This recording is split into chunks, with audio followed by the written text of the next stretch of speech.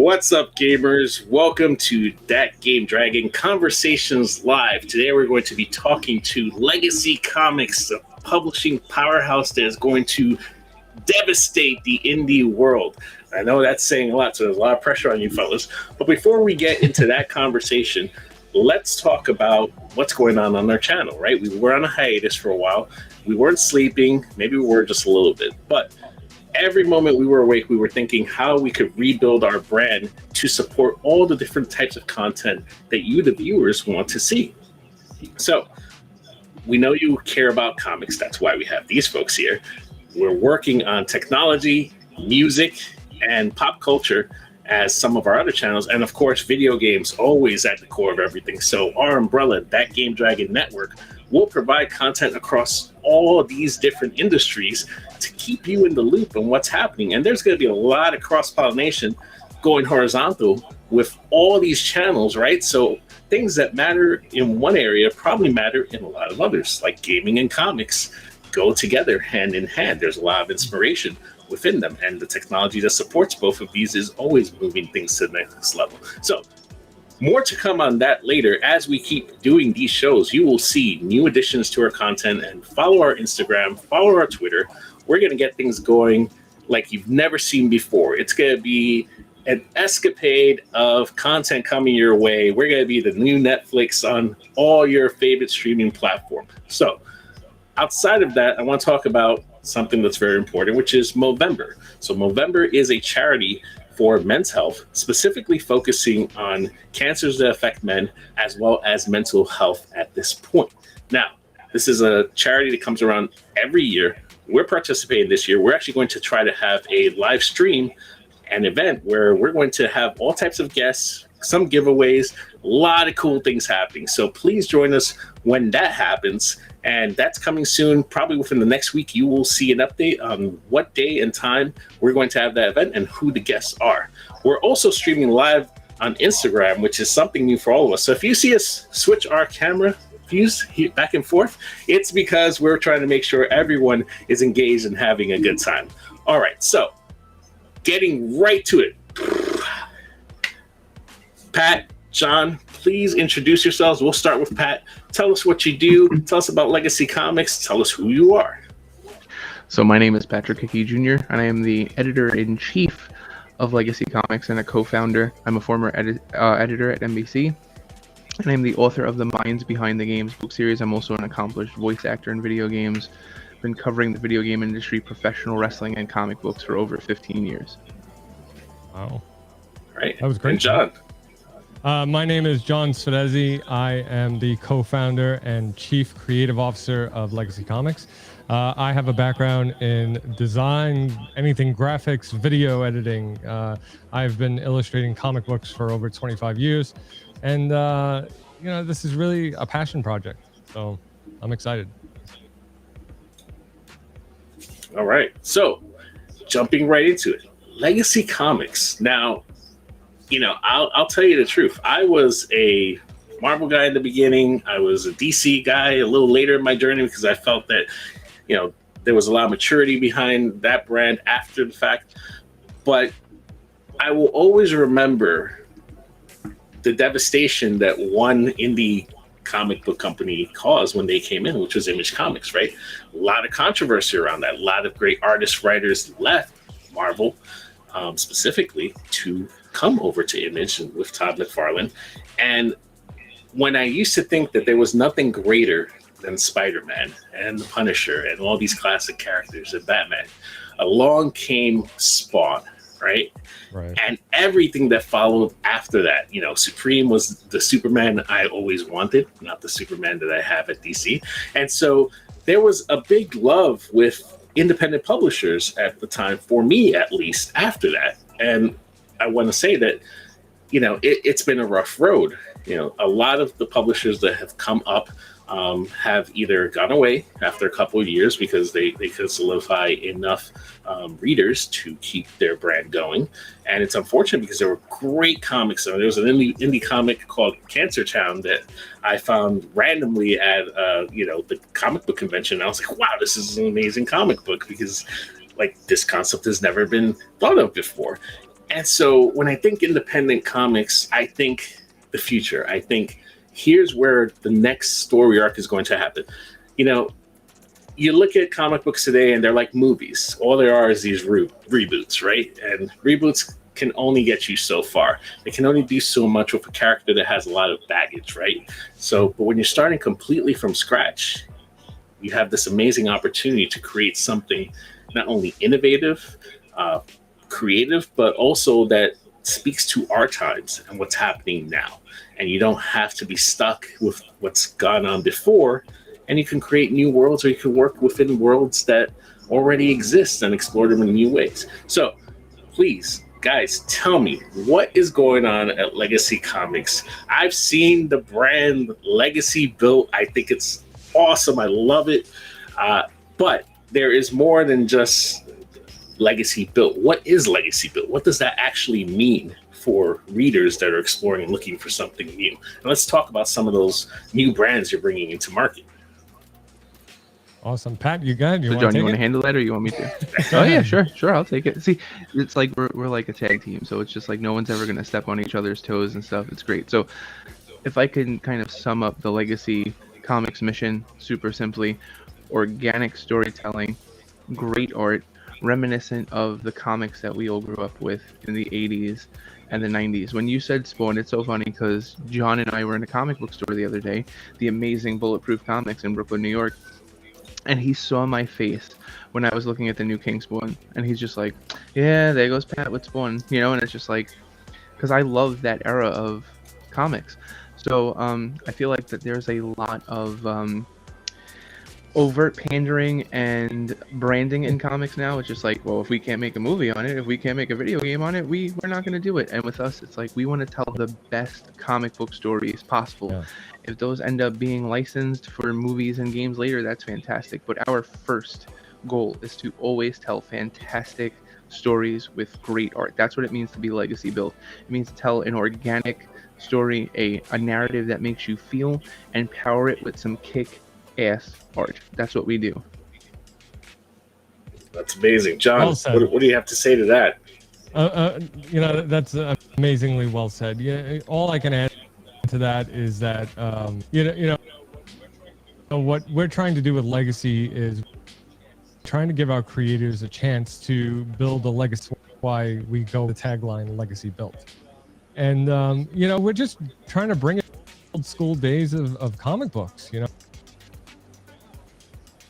Now it like Pat said, everybody's pandering, everybody's trying to a book that, you know, can be turned into a movie or a game, a comic book that is driving us to create our properties. All right. So let's talk about your Kickstarter, because you had something very awesome happen with your Kickstarter. And just real quick, I want to show folks this image because it's such a powerful image that I saw, and I loved it. But what happened kind of matched the epicness of that image. And tell me a little bit about that. You guys opened up your Kickstarter, and I don't want to spoil it. Patrick, go ahead. And we were funded in less than 5 hours. It was pretty wild. We launched, and John and I were live exactly where John is, in his basement. And we went live for like an hour, and we were just telling people like, yo, listen, we are ready to go. And by the time that by the time that live was over, we had a nice chunk of money. And by the time I left to go pick up my daughter from school, we had $1,000. And as I was walking to pick up my daughter, John is just texting me, boom, boom, boom, boom, boom. So by the time I picked up my daughter, we were at 2,000. And then by the time I met my wife to go shopping, we were almost funded. And by the time we all sat down for dinner, we were funded. And it was just like the support. We launched the company on that Tuesday. We shared what our comics were going to be about that day. We did some really aggressive promotion on Instagram, on Facebook, on Twitter, but it was all, we didn't boost any posts. We didn't hire a PR person. We just really worked. We put our nose to the grindstone, and we were funded in less than 5 hours. It was absolutely amazing, and it's allowed us to set up some amazing stretch goals, and we still have 52 days left. We did a 2-month Kickstarter for a reason, which we can get into later. But I mean, we are ready to deliver everything that we promised and so much more. Now, so for folks at home that aren't familiar with Kickstarters, right? Generally, a lot of the brands that put their product out there, whether it's a comic book or a piece of technology or a game, whatever it is, they usually struggle until the very end to try and close their Kickstarters, and a lot of them don't even make it.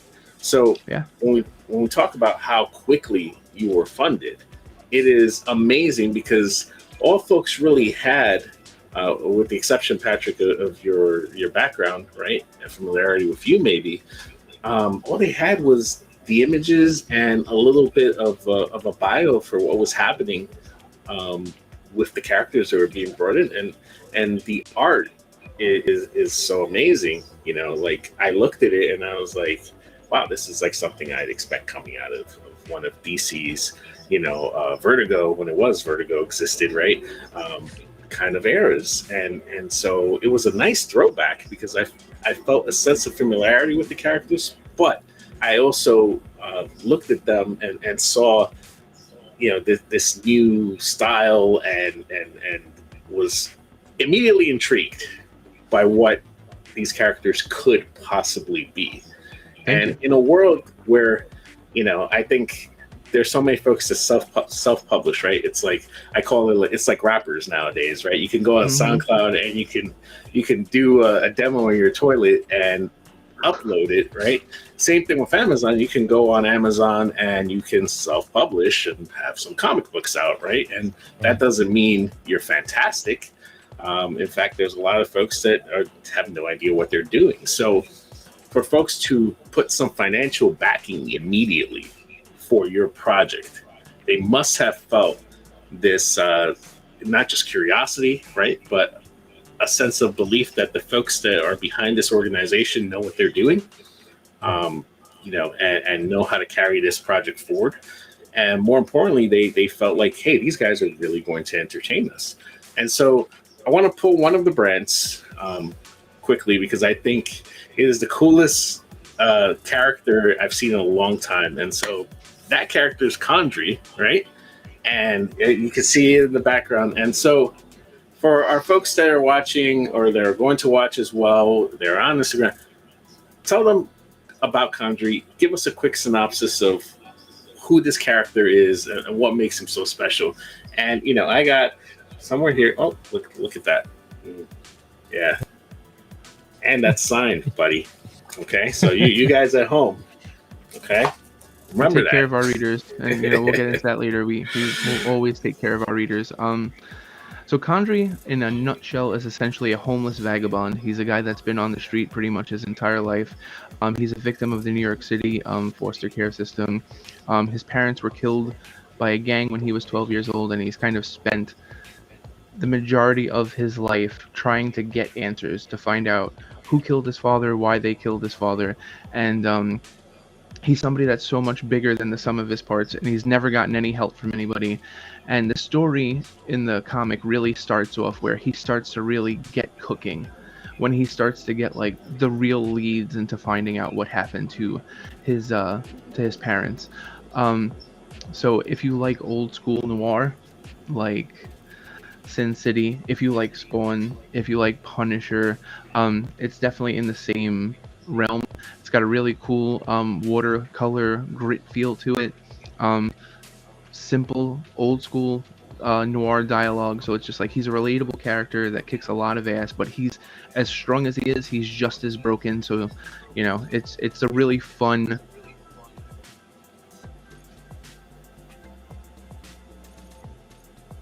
It's a very deep thought. I think Patrick froze on us for a minute. So, John, why don't you give us a little bit of a follow up on that comment and continue going with Condry for us? Sure. It's like he said, it's a very noir drawn traditional book. Condry books on the line that are drawn on actual paper instead of digitally.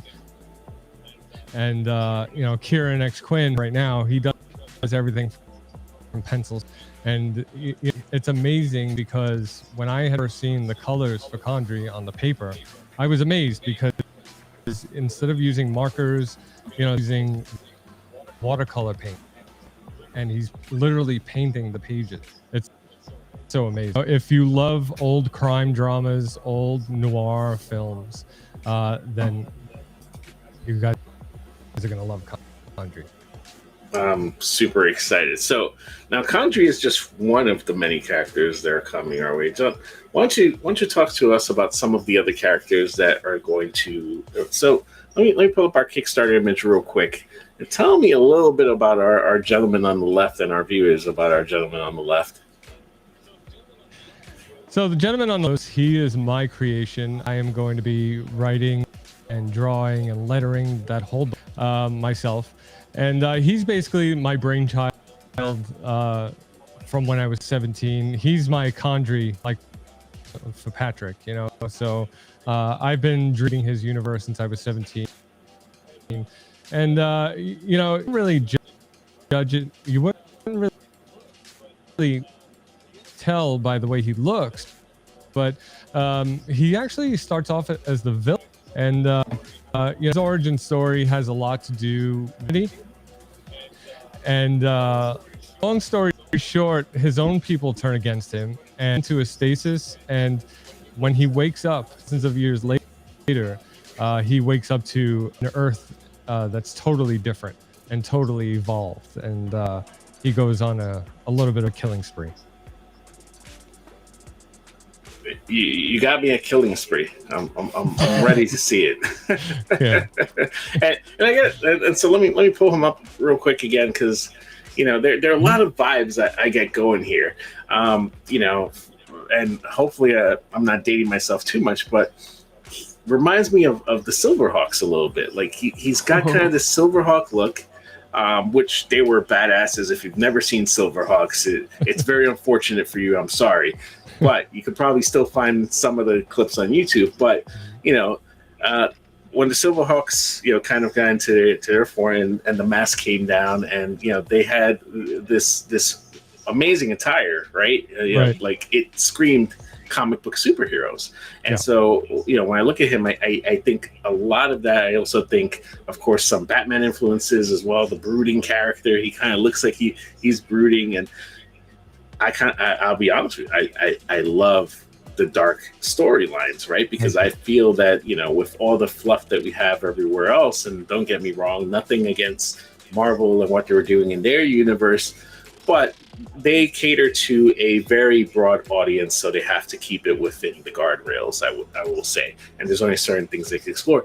And then now DC's gone the opposite route in some areas where they've gone too far, right? Like, sorry, children, but nobody wants to see Batman's penis, right? Like, they went way out there when they decided to draw Batman completely naked. No one asked for this. No one wanted to know, but now, and they had to, of course, quickly withdraw that. So it's very hard to create content that caters to adults, but also that I think young adults can pick it up and say, wow, this is amazing, right? And so one of the things I love when I look through what you guys are doing, I feel like it caters to multiple audiences. I feel like, hey, as an adult, I can get really into this, but I can hand it to my teenager, and like he'll be, there'll be some adult themes, of course, but he can understand them as well. And so, Patrick, I know you were gone, so I'm sorry. The internet just it was exploding with the happiness about hearing about Condry, so it just decided to kick you off. But going back to Condry, right? Because it's such an important character, I think, in the indie space, right? And it's crazy because I see images of folks cosplaying Condry already, right? I see fan art for Condry already, and there's only like three books out at this point. Three issues, right? Four. Not everyone has them, so So it's crazy because there's this wave. Like, what is one of the coolest things someone has done with the Condry franchise that you would say? So the coolest thing by far, and John knows exactly what's coming, is I had somebody from the UK make me Oh wow. a Condry Game Boy. Oh wow. This Just is the not a nostalgia. this is not a skin. This is actually painted, hand painted on, and then no batteries. It charges, and then the background changes color. So for all my wrestling fans, I'm playing New Japan Pro Wrestling on the Game Boy on my Condry Game Boy. So that was by far. They after the first and after issue 0 and 1 came out, my buddy from the UK, Joe Chatter, he's amazing. He's just like, bro, you're killing it. He goes, I know you love the Game Boy, so I'm gonna and.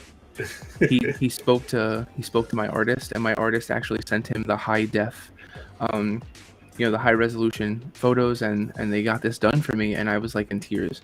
The cosplay, we premiered that yesterday. That was so much fun. That was awesome. It was so much fun. Yeah, I mean, Joe Theory, just awful cosplay, super awesome guy. He's like one of our most loyal readers. The shirt that I'm wearing right now, Georgia Tech, one of the people that works at Georgia Tech is a huge Condry fan. He pledged to our Kickstarter, and he sent me like a ton of shirts, stickers, and stuff like that. So that's why I'm rocking this. Like Dave Moore, thank you so much. This was a character I felt like that was really palatable, and I just didn't want to stop writing the series, and I just felt like by starting Legacy, it would be kind of like a rebirth to where I wanted to take Condry, and I'm super excited for the future. I'm super excited to have John lettering the books. So it's like this is the thing that I want people to understand. So like Condry's success helped pave the way for Legacy, but John's work on those videos and all of our promotional stuff, instrumental. Myself editing the books, instrumental. It's like there's so many amazing people working to get all of these things done. Yeah. So it's just like, yeah, Condry's had some success, and it's been so much fun, and we definitely look forward to like continuing to introduce Condry to more people. But like, Athos is our only superhero tale. We don't want to have a universe full of superheroes to start. We want it to be different, and it's badass. I super believe in it. And then we have 3 other books that we just feel like are going to cater to the masses, and we'll explain them for you. But all 3 of the other books are super strong too. So it's just like, when I think of this company, I think of like a wrestling faction. Like I think of like the 4 Horsemen or like DX. Like there's no weak link.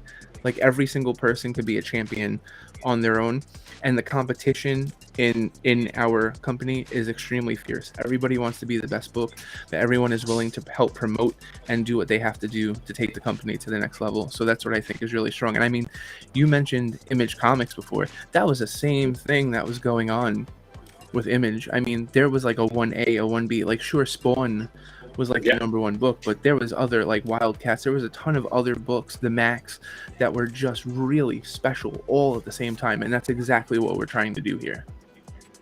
Yeah, one of the things I like that you said was that you're only going to have one superhero character at this point. It's Athos, and Right. I think that's so important. And all right, comic book fans, before you freak out, let me remind you, some of the best storylines have been around characters that don't have superpowers, right? It humanizes them. We feel closer to them because they have so much more to lose. When they go into battle, they always come out injured, whether it's a physical injury or PTSD or something, right? One of the things I hated about Superman, John, I'm sorry, I know you have the hat on, but he's too powerful in my opinion, and he's too altruistic, and I hated the fact, and I'm going to cause a little bit of a stir right now. One of the best things about the Superman movie, and I mean the remake, was that he had to kill Zod. And guys, if you haven't seen it, this is like not a spoiler, okay? Because this is years old already. So if you didn't see it, tough. But this was one of those things where I said to myself, like, Right. Yes, because this is the type of thing that would happen in real life. You're going to be put in an impossible situation where you're going to have to choose something that neither option is a great option. You have to choose the lesser of the 2 evils. And I always felt that he was always given a free pass to be the great hero always doing the right thing. And so to see them take that direction in the movie, DC Universe was great. Now, going back to comic books, I feel that when I pick up a lot of indie comic books, they really try to push the superhero theme, and it's a little bit annoying, right? Because we have so many superheroes out there, and one of the things that makes great storytelling is the humanity behind some of these characters, right? It's the struggle within it. And John, even though Athos is a hero and a superhero, I love that you said he was the bad guy at first, right?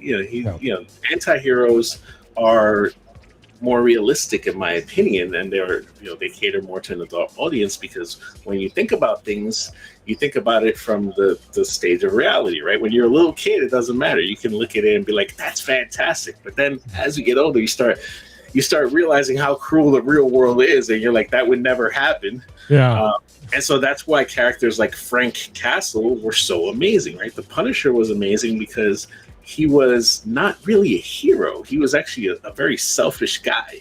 He wanted to avenge the murder of, his family, and he wanted to continue to have, villains pay for it. And so he didn't care. He'd get it done however he got it done. And so, it was interesting because you had him in the Marvel universe, who was the complete opposite of, the characters that he would tangle with all the time, like Spider-Man and Daredevil. And then what you started seeing was, I always say, if you stick around someone long enough, you start to become them. And so it was interesting to see Daredevil evolve when Frank Miller took him over, right? And he made him a lot darker, right? Yeah. And we saw that change where, Daredevil was honestly kind of a C tier character, in my opinion, based on everybody else. And then he was elevated. And, so when I think about what you guys are doing, that's what I see. I see like you're like the new Frank Millers, right? Coming in and creating, these dark, complex worlds. So I've been babbling for a bit. We got Conjure, we got Athos. Who else is on our roster that's coming soon that people should keep their eyes peeled for, that is going to blow their minds away? One of our other books is Croom. Croom is an amazing property that we got going on right now. It's based off of a video game by Pete Paquette and Patrick. Patrick wrote the video game. He wrote the storyline for the game, and it's great because Croom, each issue, it's going to be a limited series, and each issue of Croom is going to be a level from the game. So interesting. Yeah. So every issue is going to end in a boss fight, and nobody now is doing something like that. And Pat, you want to expand on a little bit on the story? Yeah, sure. So it's funny because Pete Paquette was the senior animator for BioShock Infinite. He works at Blizzard right now. He designs all the keyframe animations from Overwatch. So anyone that knows me knows that I've worked in the video game industry for 15 years. I'm working on my 7th book on video game history. I've interviewed hundreds of video game developers. I've done voice acting on over a dozen games. I'm deeply entrenched in the culture. So when we decided to start this company, COVID really killed the development of Croom. The story, I was super proud of the story. It's one of the best things that I've ever written. And I showed the script to John, and I was like, we can do not counting the Ashcan issue 0, but we could do a 6-issue miniseries. And every level would be like exploration, backstory, and a boss fight. It's like, it lends itself perfect to like comic book storytelling. And the only thing that we had to do, because it was written into my contract, was we had to get approval from Pete for the artist. So John was put to task. John went through like anywhere from like 8 to 12, variants of the Croom design, and he nailed it. Eventually, he totally nailed it. It was very small, minute changes, but now we're in a position where we can bring this video game to light in a comic book, and the hope is that like the comic book does great, so we can get back to the video game. Pete's also done animation for like Rio, Horton Hears a Who, Ice Age. I mean, this guy is like a complete rock star. So to have his approval on this game, on this comic, is huge. So if you're a video game fan and you've ever wondered like what a video game would feel like in comic book format, I mean, It's going to be awesome. John is an amazing digital artist. I truly believe in this script. The game itself is kind of like, imagine Link from The Legend of Zelda if he had a gun. Okay, and then if you mix in the story of like Mega Man and Celeste, that's kind of like what's going on in Croom. You know, it's just a lot of fun. It's going to be really cool. It's going to be vibrant. It's going to be dark at sometimes, but it's going to be really freaking cool. So that's book number 3. Book number 4 is by Afram Jambalai. He's actually on this chat right now. Yeah. And it's definitely in the same noir. It's definitely in the same noir storytelling vibe as Condry, and it's called The Legend of the Night Owl. And if you took The Warriors, the movie, and you took the video game Streets of Rage, or maybe even Bad Dudes, and you put that into a comic book, you'd have The Legend of the Night Owl. It's just a badass, like, I call it like a Shotokan noir. You know, it's a martial arts noir. And we are super excited to have it in our stable of books. Kieran X. Quinn, who is the artist for Condry, is going to be along for the ride with Afram, and it's just going to be really badass. We got pencils the other day for it, and that comic is coming along beautifully. So it takes place in the dirty, seedy Brooklyn that Condry takes place in. So if you like Condry, you're gonna love this book too. So that's book 4. Go ahead. Hey, you know I have to ask the question, because if they're both in Brooklyn, are we going to have crossovers? Sure, at some point, absolutely. I feel like it's super important. I think John would agree with me here that we establish each one of these properties by themselves first, and if the audience appreciates them, then, and if the audience wants a crossover, then we would definitely be interested in a crossover. So we're a creator first company, but we're also a fan first company. So like, for our first Kickstarter stretch goal, for our second Kickstarter stretch goal, we asked our audience, what do you want? And somebody said trading cards. So guess what? We got trading cards, you know? So if there's enough people that want a crossover, we can definitely make that happen. And so, you know, I know that was a little broad when I said crossover. Okay. But, you know, in these larger expanded universes, right, sometimes there's small nods here and there that, you know, so you know the other character was there before, or, you know, is in the vicinity or something, you know, small that'll let people know, like, hey, just as a reminder, this sits within this universe. You know, so you could go small like that, or you could go very big where, you know, they're bumping heads and either working together or, you know, fighting against one another in the beginning. So, you know, I'd be curious to see even the smallest little things, right? Because when I think about Condry, him kind of lumbering the streets of Brooklyn, you know, at all hours, you know, you never know. Yeah. He Absolutely. Afram just nailed it perfectly. Yep. He's like, people bump into each other on the streets of Brooklyn all the time. Oh, look at that. It is, you know, as we were talking, it's being written in the chat. And I'm sorry I didn't see it right away, but I didn't create it. Sure. So coming back to the importance of what I feel Legacy Comix is bringing to the audience, what are some of the struggles that you're facing as a publisher, if any, right? Because it's hard to stand up a comic book company, right? And so, you know, when I think about, Jesus, you guys got funded so quickly, I feel like you didn't even have a chance to breathe, right? Because now it's like, oh crap, this is a reality now. We need to kick things into full gear at 200%. You know, what are some of the pain points that you've gone through just in the last, I'd say, month and a half now, or something like that? What would you say those are? You know, anybody who knows Patrick and I knows that he and I are both workhorses, you know, so we're constantly working, we're constantly grinding. But I think one of the hurdles we have to jump basically all the time is, what do we do next? You know, what's it going to be? Are we going, you know, variant covers or lithographs, or, you know, like, there are so many things that we want to put out, but, you know, it's like, all right, what are we going to choose now? What are we going to pick and choose to the audience? And that's going to be the biggest bang for our buck, you know? And it's just it's out because we want to know what everybody else wants, so I think that's the hurdle, is the communication with the audience, knowing what they're looking for. So how are folks going to be able to get these amazing comic books, right? We know about the Kickstarter, so folks that are in the Kickstarter, folks that are funding the Kickstarter, like you're set, right? They're going to get an email and a package, and it's going to have everything that's part of that bundle sent out to them. But will folks be able to get this in stores? Will there be online versions? Are you going to be able to get through Amazon? Like, how can we buy them? How can I get Condry? If I was not a Kickstarter follower, and I missed the boat on that. We are going to literally everywhere.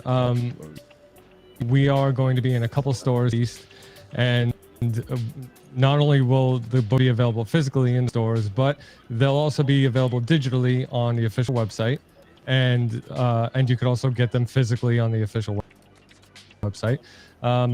Beyond that, we'll be on Barnes and Noble. We'll be in Comixology. We'll be everywhere. So wherever you can get a digit of any book, we will be there. So that's amazing because I'm a old school. I like the paper, but the reality is, wife doesn't want comic books everywhere either. So, I do take my iPad with me, and I love the vibrancy of. Yeah, no, there's a joke there somewhere. I'm not going to follow it, but there's too many long boxes here already for all types of stuff. We'll put it that way. Too many. But I think one of the fascinating things is having the digital versions now. Right, you have an iPad and being able to take that everywhere. Like I have tons of comic books I download from Comixology, and I have like my library with me for the most part. And whenever I travel, it's great to have that there. So I think it's wonderful that you're gonna have the digital versions available as well. Yeah. But outside of that, let's forget about just standard comic book practices when it comes to marketing and selling. Like, is there anything crazy that you guys are doing that you can reveal that's different from some of the other folks?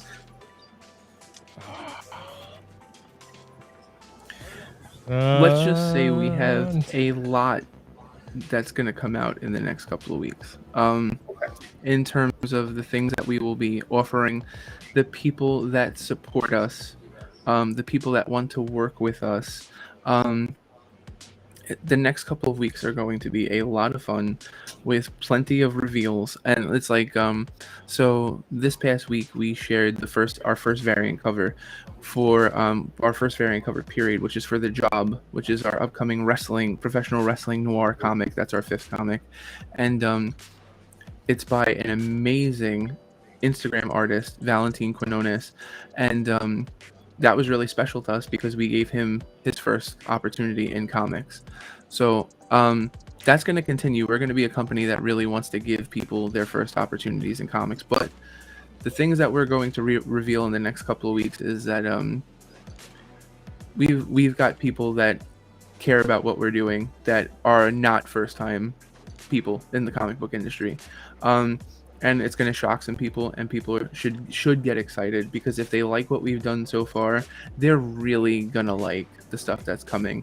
And we're sorry that we have to be cryptic, and we're sorry that we have to tease, but this is essentially a marathon. I mean, we have a 52-day Kickstarter, so we feel like if we give away everything now, I mean, what's the point? Like, we have to really build this. We're trying to build the foundation of this company. We're trying to build our legacy, so to speak, So it's just we've already got a variant cover for The Job, which, I mean, to me, I think that's like our dark horse book, no pun intended. It's just a really cool noir that's about a professional wrestler that can't win a match, can't get it done in the ring, but he's an excellent bank robber, and his wife is an amazing getaway driver, and she's also his valet in wrestling. So we're super excited for that. It's kind of like Mickey Rourke's The Wrestler meets like Point Break. It's just a lot of fun. It's a little dark, but it's a little funny. It's kind of like a coming of age story at the same time. So it's like we feel like we're hitting. If you like video games, you're gonna love Croom. If you love professional wrestling, you're gonna love The Job. If you love superhero tales, we got something for you in Athos. If you like gritty noir, it's Legend of the Night Owl and Condry. So like we feel like we're hitting the nail on the head with so many people. Like, I mean, I just gave comics to one of my wife's friends that's like, in her 40s, and she doesn't read comics, and she loves Condry, and she pledged she wants to know what happens next with Condry and Sarita. So it's just like that's what we want to do. We want people to really get involved, and we're gonna do whatever we have to do to get these books into people's hands. So like right out of the gate, we have a working store with merch. We're gonna once those comics come up, we're gonna have those books are gonna be available physically and digitally on our store and in Comixology, all those places. So we're doing a lot of things different than your average indie publisher. I mean, you go on your average indie publisher website and it's just a store. They just have books for sale. We have daily updated content on the site. You can find out what inspired the books. You get videos, you get cosplay, you get all sorts of stuff. We are building an experience for our readers within that universe that we're creating. Universes, So we're trying really hard to just bring it nonstop. And so I apologize because I guess I was a little cryptic when I said what awesome things were you doing that were different. And one of the things I really wanted to lead down the path of your merchandising because it's something that I feel is very unique in the sense that most of the times when you pick up indie comics, you're right. There is no way to show that you're a fan other than buying the book, right? And if there's one thing that can be said about people, especially like I know this for myself, right? When I like something, I want shirts, I want hats, I want keychains, I want whatever is available for that particular brand. And the unfortunate part is, it's crazy because you can love some of these books a lot, and then you're out on the street and there's no way for you to kind of talk about what you love. It's like when you wear a Batman shirt or a Superman hat, somebody can give you the nod and be like, hey, that's right. You're a Superman fan too, right? But you can't do that for a lot of independent comic books, right? Nobody knows you're reading Condry, or any of these other guys. But now what you guys are doing is so cool that, hey, if I'm a Condry fan, I can pick up some merchandise. I can wear my shirt. And the best part is when you're the guy that knows that what the other person doesn't, right? That's a cool shirt. I love that design. What is that? What does that represent? Oh, it's this great comic that I'm reading. You should really check it out. And so it's kind of baffling to me that other smaller independents haven't done this, right? Because I feel like it's like free marketing because you're selling the shirt, you're getting paid for the shirt. But forget about that. Somebody's walking down the street wearing your shirt, wearing your logo, promoting your brand because they love it, and people are going to ask. It's the same as when you buy a phone. If you've got the latest iPhone before somebody else, and you're at a bar, like, is that the new iPhone? Can I see it? It's the same thing. Like, or when you're reading a book, right? It's one of those things where it's very difficult to talk about the things you love, especially now in these pandemic times, right? Like, we're not really getting near each other. So nobody's commuting and sitting and reading, right? They're kind of running very quickly from place to place. So even more so, like while you're taking your stint to the store to pick up, whatever you're gonna pick up, you throw on your hoodie, it says Condry or Athos or Legacy Comix or whatever it's gonna say, and somebody's going to stop you and ask the question, what is that? Tell me about it. Where can I find it? And it also solidifies you, I think, as a publisher that's taking things very seriously because you're investing not only in the production of the comic books themselves and the art, right? But you're also investing in the merchandising. Absolutely. So it's plenty of avenues for folks to take advantage of showing their fanship for your brand. Yeah, Absolutely. and I think I took it upon myself designing the merch that I was going to give every single character their own merch. Okay, so even like the B characters, even the minor characters, like for instance, not that she's minor or anything, Patrick, don't worry, but like Sarita, from Condry, has her own shirt. She's got her own Legacy T-shirt, and I want to make all of the characters just as important as the main guys. So no matter who your favorite is in the book, you can represent them, you know? One of my things is too, like, I'm a huge professional wrestling fan, and I feel like I love when I wear an NWO shirt or a Bullet Club shirt that somebody goes like that to me on the street, and they'll be like, yo, too sweet, you know, for life, and blah blah blah. And I love that. And the thing is, John is amazing at graphics, at designing things, and it was just like, it just made sense. So we run our company like a professional publishing house, but we market our employees and our characters like a professional wrestling company. That's why you see those videos, the Legacy build. That's why you see the promos and things like that, because professional wrestling is marketed beautifully. It makes people fans of It's universes, powerful. and it's powerful. So that's what we want to do. We're mirroring that, you know. So it's like we take our comics incredibly seriously, and we take our promotion incredibly seriously too. And it would be stupid not to take from the best and incorporate it into like what we're doing. So like when we see like what people like Cody Rhodes is doing in AEW, and the massive marketing machine that is the WWE, and we find our own way to do it in comic book form, yeah, we're gonna do it because nobody else is doing it. I've told other people before that they should market their, you know, personalities that way. Other publishers that I know in books and magazines, I'm like, how come we don't promote our writers? How come we don't promote our artists? You know? And there was no answer. So I knew that like when John and I started this, that's exactly what we were going to do. It was going to be a huge drawing point. Like when we added Valentine as a variant artist, he got the same promotional package that all of us got. He got a video, he got a press release, he got the whole 9 yards. We want people to know how awesome he is, you know? So, you know, it's like a lot of the times people go, oh, I love Superman, but they don't know who writes it. They don't know who draws it. We don't want that, you know? We want people to be like, yeah, Condry is Pat Hickey and Kieran Quinn. Athos, John Svedese does everything. He's the writer, the creator, the artist, all of that. You know, we want people to know who Afram Jambalai is, you know? So that's again another thing that's very different about what we do. No, I completely agree, and I have to say, I love the promotional package. I think they're amazing. You know, they really do capture the eye.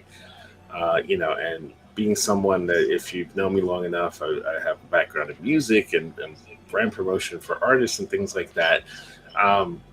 It brought a smile to my face, honestly, because I said to myself, here's something that wasn't done before, in my opinion. You know, and if I'm wrong, you know, you'll have to call me out on it, but you'll have to point me to it because I've never seen it before. And I thought it was fantastic. I love the fact that you're kind of putting the artists, you know, and the creators up front, humanizing the comic book so they know who's behind it. You know, one of my favorite things to do, honestly, is go on Instagram and see what folks like Jim Lee are doing, right? And not so much the comic book stuff, right? Because I know what they're doing from a comic book angle, right? You buy their books, you know, but what they're doing in their normal lives, what's going on in their world, what they're interested in. And, you know, so I think it's very powerful that you have decided to be so open and be vulnerable with yourselves and put yourselves out there, because, you know, the Marvel machine, and I think this comes from Marvel and DC, right? They spent a lot of time trying to hide who creators were and you know, envelope them in, you know, maybe just the big names and that's it. But, you know, if you ask, I'm pretty sure if you ask Todd about his experience at Marvel, he did so many amazing things with the Spider-Man brand, right? Like, he really brought it to life, in my opinion. Same thing with Venom and all that, right? Like, and he was getting very little credit, you know, other than his signature on the front. You know, Marvel wasn't pushing him and promoting him that way. They were just pushing the brand. They're like, this is our brand. And if you leave, well, we don't care. We'll just get another artist and another writer, and that'll be it. And, you know, it's very discouraging, but that's why I love what you guys are doing, because it's so awesome that, you know, you're making yourselves accessible to the community. And that's amazing. And it's funny that you bring up Todd McFarlane with the other companies, because, you know, he had revealed it in one of the documentaries about Image that they were getting a ridiculously low royalties. You know, so Legacy is going to eventually open up to other creators and more books and expand our libraries. You know, and we're going to be offering the biggest royalty in the industry, which is unheard of. And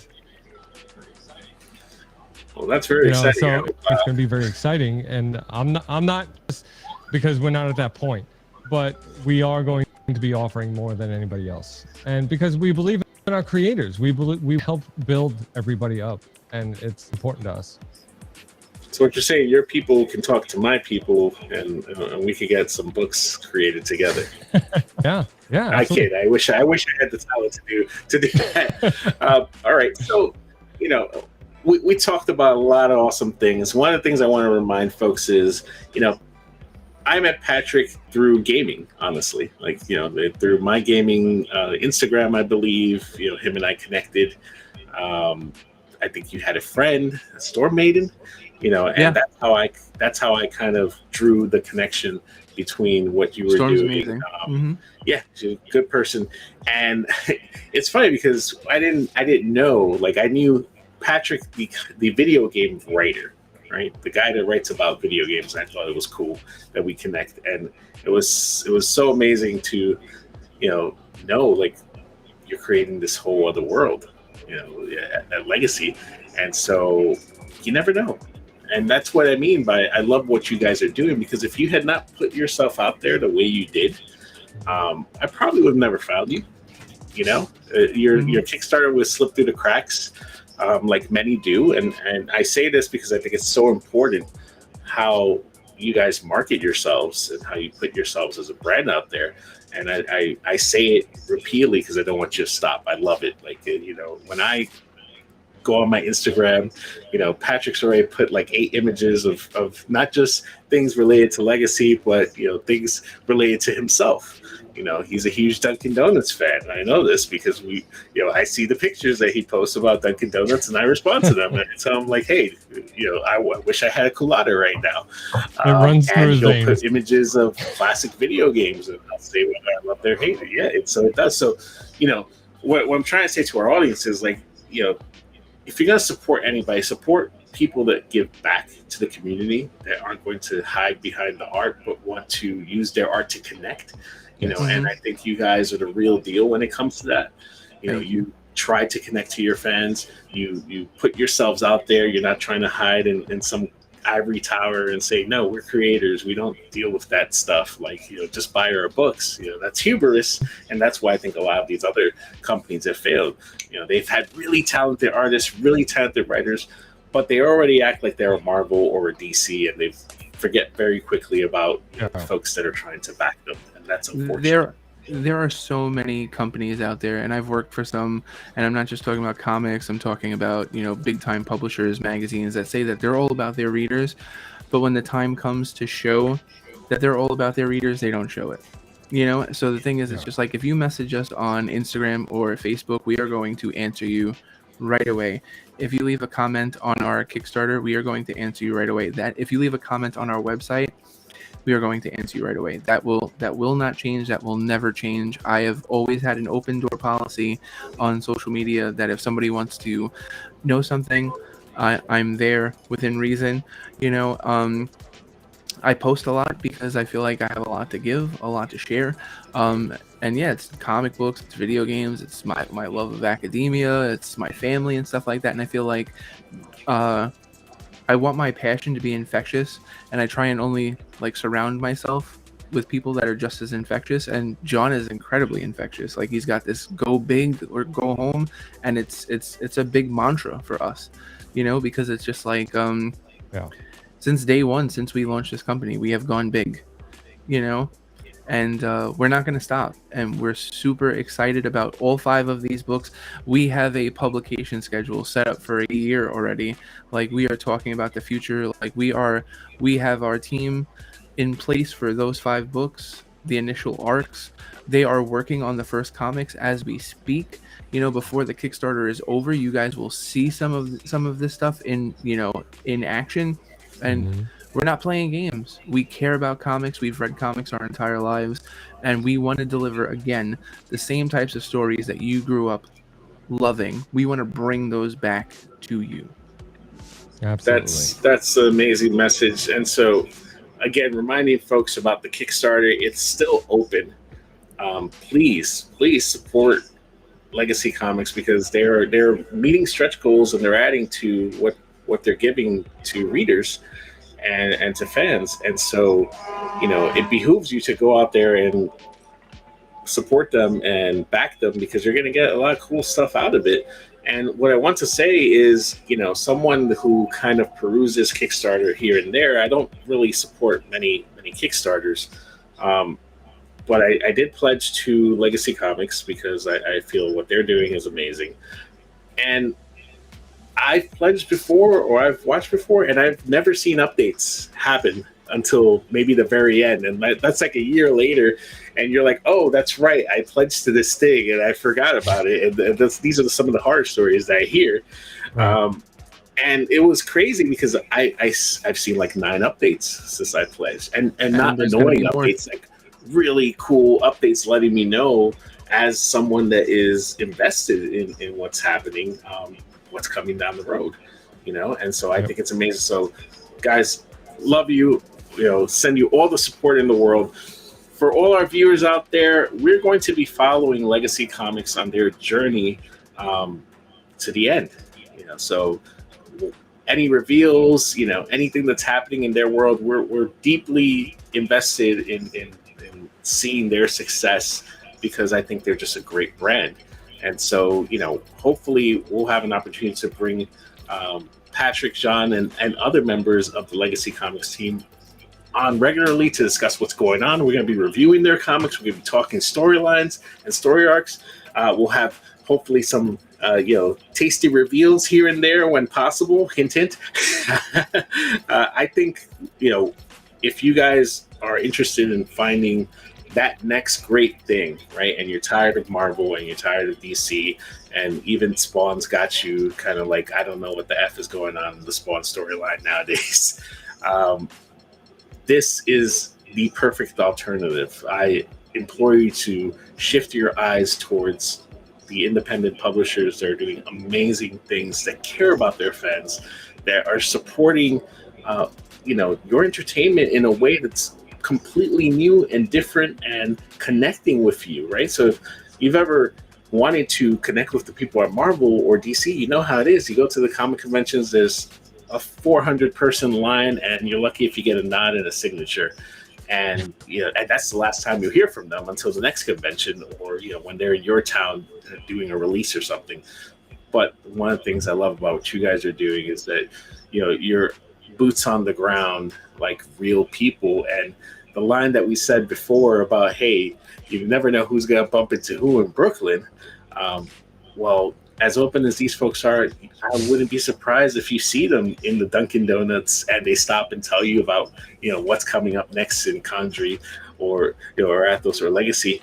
And, at the comic book shops, being like us, just people that love comics and reading what's out there as well. Because, being a creator is not just about creating, it's also about exploring other universes, right? To see what's going on out there and supporting the community. And I think you guys do an amazing job of doing that. So, wish you all the best. We are at the hour. So I hope y'all enjoyed this segment. Much more to come. Like I said, we are expanding our comics brand. We're going to be focusing on about 5 publishers this year to follow them on their journey. Legacy Comix is the first, right? So, they are sitting on top right now. So we are going to follow them on their journey and where they're going for their characters. So you don't need to worry, because you can tune in here and get all the scoops on what's happening in that world. And again, we'll put it up because I think it's so important. Support that Kickstarter, guys. Fund these amazing comics, but not just amazing comics, amazing folks that are putting this together. Because I tell you, I haven't seen anything like it. Everything they're doing is completely fresh and new and exciting to me. And a reminder again, Movember, please donate. You can scan the code here right now with your phone. It'll take you right to our fundraiser page. Anything helps, whether it's $5 or $250. It doesn't matter. It's all going to help, all the different cancers affecting young men and men like myself, and mental health issues affecting men as well. So, it is that month. Please give. Anything you give is going to help someone in need. All right. And with that, we're going to wrap up the show. Thank you guys. Patrick, John, amazing having you on. Love you guys. And we'll continue on the Legacy Comix journey as they move all these storylines across. We'll be right there. So continue tuning in. Thanks and have a good night.